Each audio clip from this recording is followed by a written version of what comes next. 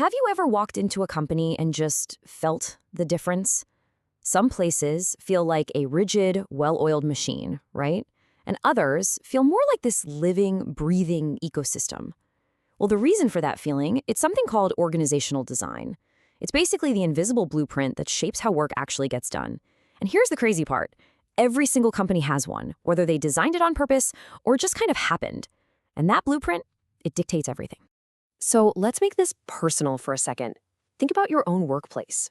Right now, does it run with this predictable, almost mechanical precision, like a machine? Or is it more adaptive, constantly evolving, kind of like a living organism? Get that picture in your head, because by the end of this, you won't just have an answer, you'll understand exactly why it's that way and what it all means. Okay, so to really get our heads around this, we've got to define our terms. What exactly is this invisible blueprint I keep talking about? You see, at its heart, organizational design is all about being strategic.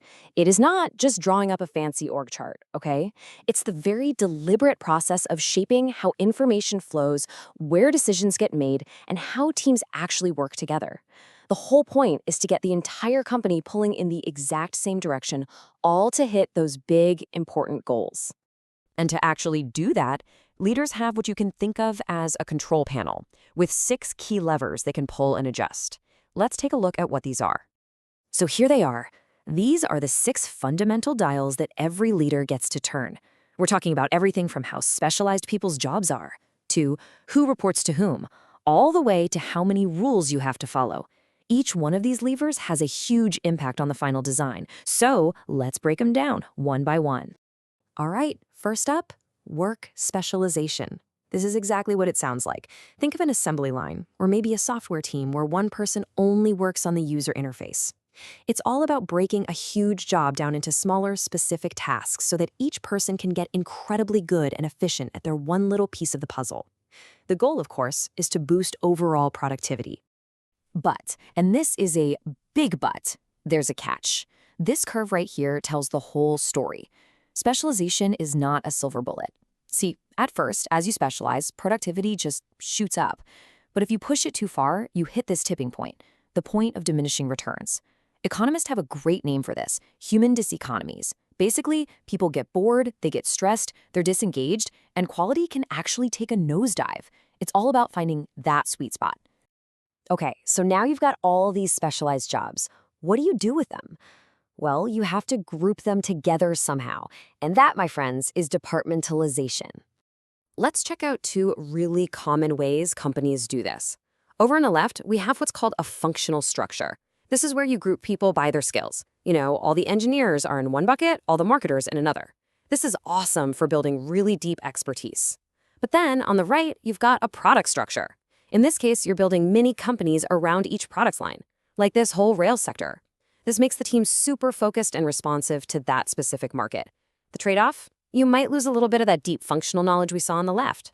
Next up is the chain of command. This is that classic top-to-bottom hierarchy we're all familiar with. It's really all about one thing, clarity. It's that unbroken line of authority that answers the most basic question for every single employee: who do I report to? And inside that chain, there's a really important distinction. See the solid lines? That's line authority. That's your direct manager, the person who can give you orders and tell you what to do. But the dotted lines, that's staff authority. Think of your HR or legal departments. They give critical advice and support, right?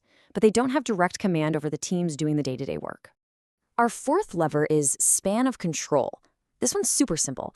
It's just about how many employees a manager is directly responsible for. A wide span means a manager oversees a lot of people, which usually leads to a flatter, more nimble company.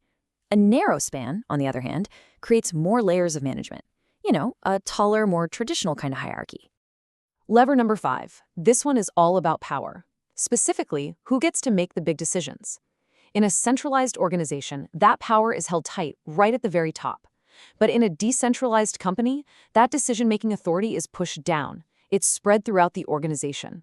It's about empowering employees at every level to provide input or even make the call themselves. And that brings us to our final lever, formalization. Just think of this as the company's rulebook. A company with high formalization, say a government agency or an airline, has tons of rules and very specific procedures for almost everything. There's not a lot of wiggle room. On the flip side, an environment with low formalization, like a scrappy creative startup, gives employees way more freedom and autonomy to figure out how they get their work done. Okay, so we have our 6 levers. Now comes the fun part. Let's see what happens when we actually start playing with these dials. This is where we circle right back to our original question. Are you building a machine or an organism?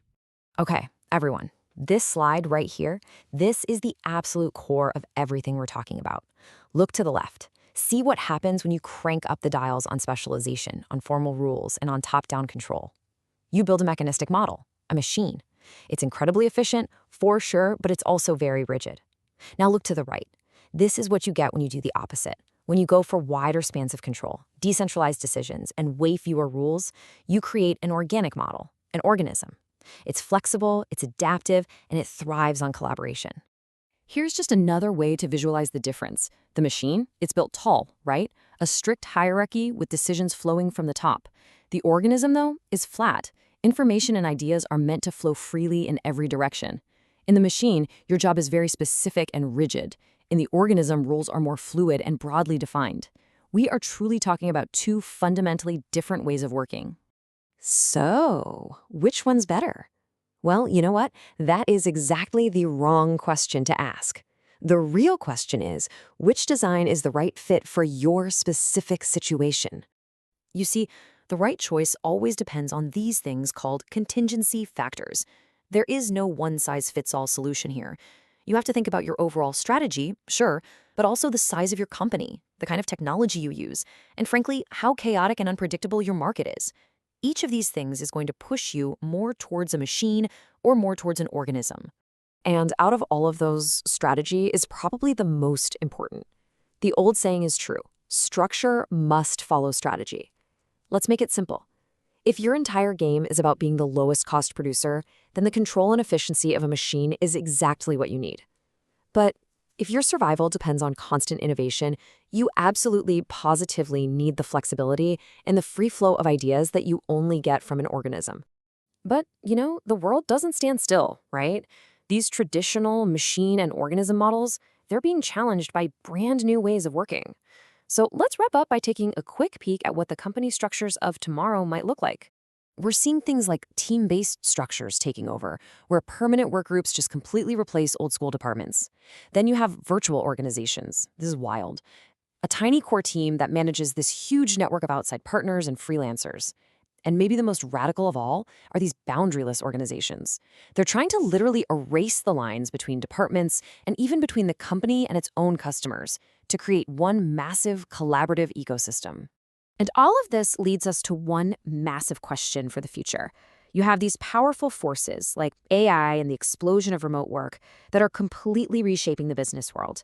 And those 6 levers we talked about, they're being pulled and twisted in ways we've never seen before. So I'll leave you with this to chew on. What kind of invisible blueprint, what new mix of machine and organism is going to define the winning companies of tomorrow?